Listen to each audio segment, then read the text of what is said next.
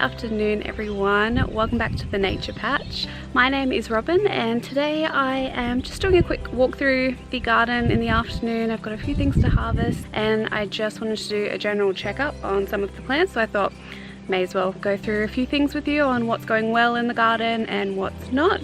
I am going away for a week or a few days to a week, so I just wanted to harvest everything that I can so that Scott doesn't have to, and so I can also just check up on how everything's going and give him a few little tips before I go.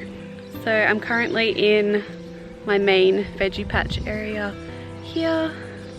We have a nice orange sunset at the moment, like we do pretty much every day at the moment due to the ongoing bushfires around us.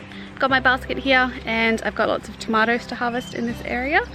A lot of the tomato plants unfortunately are not doing very well, and that's predominantly because we've been having ridiculously high temperatures and tomatoes generally don't thrive too well anything above 30 degrees Celsius or above 30 degrees Celsius consistently. Particularly the dry weather that we've had as well. A lot of the leaves are just honestly getting sunburnt and then going really crispy. So once I get back from my trip away where I'm doing some field work, I'm going to be replanting some of these tomatoes and taking some suckers off the original ones that I have, just so I don't have to plant everything from seed. But I need to just select the healthiest plants before I take those suckers. So I'll give you an overview of what everything looks like. So I just gave everything a little bit of a water, but this is just a pan of what things look like. This area is particularly really sad, but we'll start up there. This is where a lot of the tomatoes are, and as you can see, they're just looking not very happy. So I have a multitude of problems here, mainly the weather, but another problem I have been having is I've been getting grubs. And that's just the joys of organic gardening, really. So as you can see, I've got a lot of holes in some of these newer tomatoes. I'll try and find the name of the grub that I think it is, but it typically only goes into the really young tomatoes and then bores a hole in, pretty much lays its eggs, and then goes out into the other ones and spreads. So that's one of the main problems I've got with the tomatoes at the moment, and it just kind of thrives with this warmer weather. But in saying that, I still do have heaps of fresh tomatoes that we've been getting. So I have a whole massive freezer bag full of cherry tomatoes that I'm going to be making some sauce out of when I get back, and still some around here. So it's not all lost, but some of the tomatoes I am going to have to say goodbye to. I mean, this one here is a brilliantly large, nice tomato, but you can see it's being affected by grubs there. So this one here is a brand new wine red. But the Tigerella tomatoes seem to be doing well, so I'm going to be getting some of those. The back wall, I need to give a bit more of water. It's just struggle street, guys. Like, this is kind of what we're dealing with. Really serious leaf curl, and the leaves are just like crispy because it's just that dry. And although I have been watering, it doesn't really matter how much I water because the temperature is just way too high for them. This is an overview of the other side.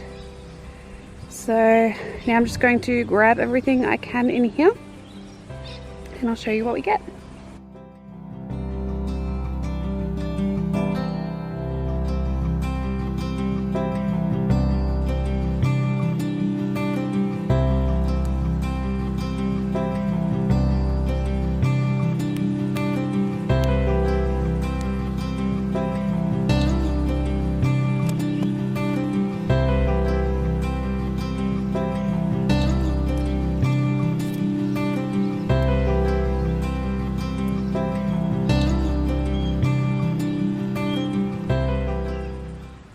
So I think that is about all I'm going to be taking from this patch. So most of this will just go into the freezer for sauces that I'm making.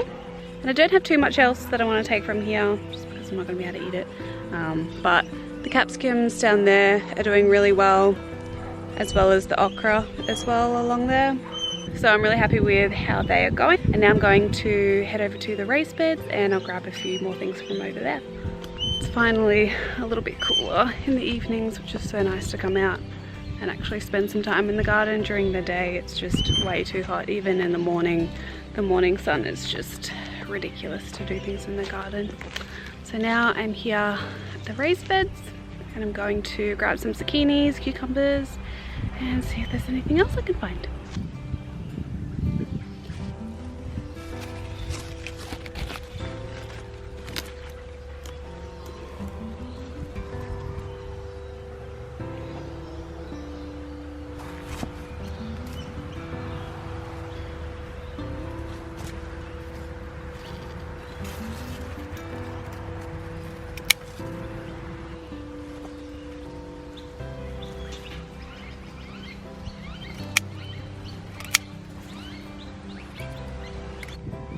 Finally started to get into the glut of cucumbers.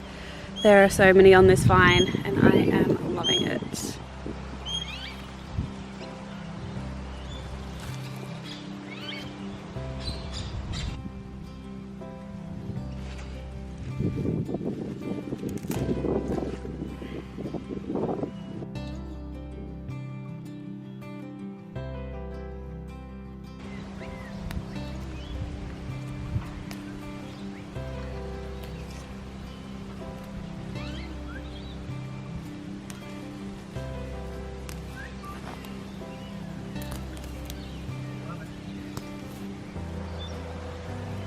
So I think that is all for what I'm going to take out of the garden this afternoon, so I'll show you what I have. It's got some herbs, some parsley and some I think it's African basil, but I'm gonna have to check. It's really nice purple basil and I'm gonna put that with dinner tonight, as well as the zucchini.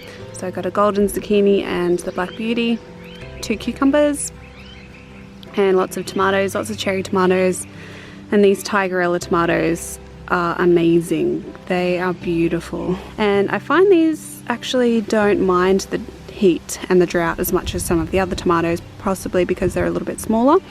I think they are supposed to get a little bit bigger than this, but in my area big tomatoes just don't succeed, so at least I got a few, so I'm happy with that. The raised beds are doing really well. I think putting in all of those food scraps and organic matter into them and doing the no-dig principle really helped to retain some of the moisture in these beds. So I've done a really good mulch now, so hopefully they don't suffer too much while I go. I know Scott will be fine to look after them, but I don't want to put all the pressure on him. One of the things I have noticed is the morning sun is quite brutal on here, so we get morning sun behind me coming down. So I've tried to kind of create like a bit of a tiered system so that some plants get a little bit more shade than others. So it's still progressing as the plants grow and give more shade, but I'll show you what I've done to combat that issue. So first off, the archway here, on the bottom of it, down on this side, I actually have some Malabar spinach, which is going to grow up and around and hopefully shade a little bit below. It's not going to give too much shade, but even just a little bit is good. And also the tomatoes grow up and they shade the behind bed here, which I wanted to plant a little bit more leafy greens when it starts to cool down a little bit, maybe in a month or two. So in here now I've got some eggplants, a little bit more spinach that's not going too well. But I've also put this in here, which is just one of those wigwams, and I've planted beans down the bottom. So these red, I can't remember what they're called, I'll put the name up, but they are my favourite beans. They're a gorgeous red colour. They're going to grow up this little trellis and provide shade for these ones here because these don't mind the full sun. I've also put a few little radishes in here that they're coming up.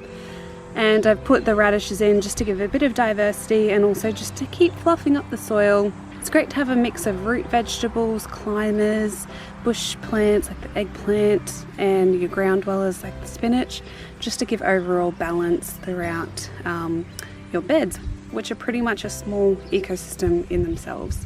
And the other problem that I should probably mention is I have had a bit of an issue with aphids.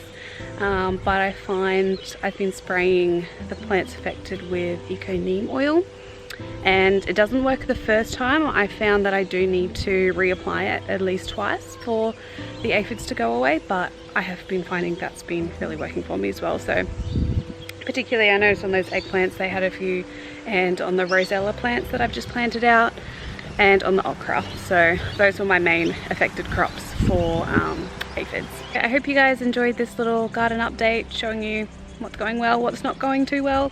But despite all of the failures in the garden, I'm still getting food, which was my main goal. So although I have to forego some of the plants and some of the fruit, that's kind of what organic gardening is all about. And I'm super happy that I do get to at least come out here and almost fill my basket with food.